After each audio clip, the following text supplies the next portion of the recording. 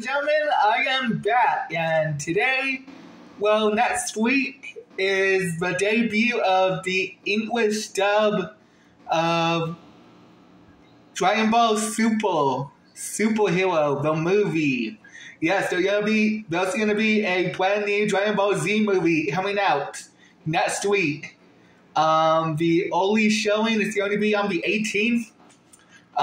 The actual showing is going to be in the 19th of August, and he also had this movie on Crunchyroll. So, am I going to watch this movie on Feedles or on Crunchyroll? Well, to be honest, I'm going to be watching this movie in Crunchyroll, which I'm going to download next week, and I'm going to give you a review on it. Because I'm planning to watch something else in the movies. I might watch Minions or Super Pets or whatever. But anyways, the reason why you're here today, because since that the Dragon Ball Z movie is coming out, I decided to do a top 5 list of my favorite Dragon Ball Z movies. Yes, there are other Dragon Ball Z movies. The previous one debuted back in 2019, and we haven't gotten one since. So, yeah, next week's gonna be the new Dragon Ball Z movie. I'm so excited. And like I said, you can catch this movie in Feedles or in Crunchyroll. But anyways, let's begin with the top 5 picks of what are my favorite Dragon Ball Z movies. Number 5, Super Android 13. Yes, I actually like this movie because well, before we begin with why I like this movie, some of the movies think that they might take place in the same universe as Dragon Ball Z, and some of the movies do not. They even tell you that in Dragon Ball Xenoverse, the video game. And does this movie take place in the same universe? No, it doesn't. Because in the beginning, we see Android 17 and 18 defeated Android 20, and after that, they blew up the laboratory, and under the laboratory, we see a supercomputer, and in case you're wondering, yes, we see a supercomputer in Dragon Ball Z, but it looked different. I don't think this universe has Cell, but it does have like information to make more androids. And the reason why I like this movie is it introduces new characters such as Android 13, 14, and 15. Now, the reason why I think these are interesting. I think these are interesting characters. I actually like their design, and yeah, the way that Android 13 uses them to transform looked really amazing. And the reason why that most people have a problem with this movie is that Johan and Krillin are like pushed aside in the background, like they don't really do anything. But to be honest, I thought it was a really nice movie. I like the setting while they were fighting, which is in the glaciers. We never seen a glacier setting in Dragon Ball Z before. I actually like how he used the Spirit Bomb to destroy Android 14. And I actually like seeing Trunks, Goku, and Vegeta transform into Super Saiyans and if I be androids. Oh yeah, number 4, Legendary Super Saiyan. Now the reason why I like this movie because in case you're wondering, this movie takes place in an alternate universe. Because they introduced Broly in the Dragon Ball Z movie back in 2019, so this movie does not take place in the same universe. And the reason why I like this movie because I actually like the setting. To be honest, I think the characters, like those like alien creatures that Goku and his friends meet, they were a little bit unrememberable. I actually like Broly's design, and for the fight scenes were really awesome. I'm not gonna lie, the fight scenes were awesome. The characters, some of them were unrememberable, some of them were.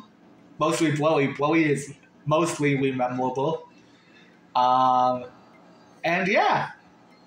Number 3, Fusion Reborn. Now, in case you're wondering, does this movie take place in the same universe? It kind of is hard to tell because some people say that this movie takes place during the Majin Buu saga, which I definitely agree. I understand why. But to be honest, this movie takes place in a different universe. Because the reason why this movie takes place in a different universe because the fusion that they showed that did not happen yet in the actual show. So yes, this movie also takes place in an alternate universe.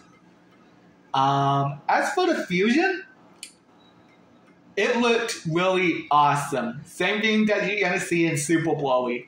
But to be honest, I actually like Super Broly's version of Gogeta than I like in Fusion Reborn. And too bad we only see I want to say 3 minutes of it because Gogeta kind of kills the villain Ezio. Oh, in case you're wondering who the villain is, he's a giant yellow monster named Janemba, and he transforms into a blue, reddish, purplish monster, which is overpowered. I almost got myself mixed up. But yeah, to be honest, I thought Janemba was an amazing villain. I actually like his moveset. I actually like his setting while they were fighting, and we introduced characters that we already seen before in the Dragon Ball Z series that came back and to Planet Earth to defeat Johan, but they all failed. Anyways, number 2. Now, this is a tough one because number 2 and number 1 are kind of canon, they kind of take place in the same universe. But here's the first one. Okay, number 2, BoJack Unbounce. Now, this movie, I consider this movie to be canon to take place in the original universe, but in case you're wondering, it's kind of hard to say. I mean, this movie, if it's canon, then this movie takes place after the Cell Saga. Because it tries to pass the torch for Johan because they try reenacting the Cell Saga a little bit with you telling Johan transform into Super Saiyan 2. But the reason why most people do not like this movie, but because they kind of told us about BoJack's backstory, then shown us. We know the phrase show don't tell. But to be honest, I actually think BoJack was an amazing villain. I mean, he didn't really do much. He did defeat all of the Z fighters, but I thought his design is really good. Same thing with his transformation. Again, I thought it was really good. But yeah, I understand why people don't like this movie because, like I said, they kind of told us BoJack's backstory, then showed us. Anyways, but it kind of looks awesome, and yeah, this feels like an epilogue from the Cell Saga. And my number one favorite Dragon Ball Z movie is Piccolo's Revenge. Now this movie, I want to say that this movie might be canon, but it's mostly not. I mean, it might be canon. Some people think that some of these movies might be canon, but like I said, in Dragon Ball Xenoverse, they said that some of these movies take place in other dimensions or other time periods. But anyways, this movie kind of feels like that it's canon because if I had to pick which time period that this movie would take place, it would be after Trunks telling Goku that the androids are coming to destroy the planet. That's an actual good point that this movie would take place. And plus, this movie also feels like another epilogue to the Frieza saga. Because we do see